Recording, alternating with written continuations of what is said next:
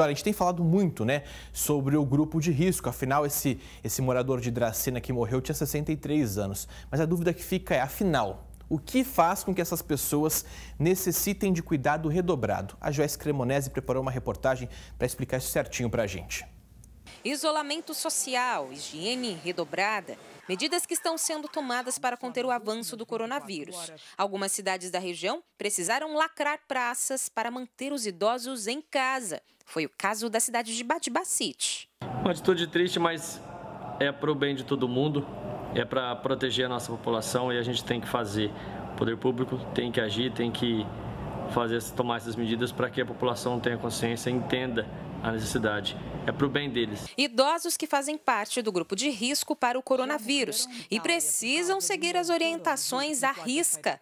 Mas por que eles necessitam de tanto cuidado? Muito se tem estudado sobre o comportamento do coronavírus. Entre as pessoas que mais sofrem com a doença estão os idosos. E entre as preocupações está a questão do organismo dessas pessoas, que teriam uma baixa capacidade para se recuperar. Eles apresentam maior sintomas de gravidade dessa doença, maior índice de internação em terapia intensiva, em UTIs e tudo mais, com alta taxa de mortalidade.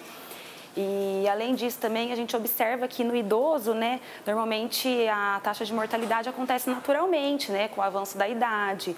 E os pacientes com doenças crônicas, como já disse, problema de coração, de pulmão, os pacientes que não têm imunidade tão boa quanto pessoas normais, pessoas jovens, a gente fala que eles têm uma descompensação dessa doença deles de base, que ainda piora ainda mais o quadro clínico dessa doença. De acordo com a médica, qualquer doença que influencie diretamente na imunidade da pessoa pode se tornar um fator de risco. Pacientes com doenças crônicas do tipo respiratórias, pulmonares, doença pulmonar obstrutiva crônica, asma bronca grave, paciente hipertenso, diabético também entra nesse risco por conta da baixa imunidade, diante das outras pessoas.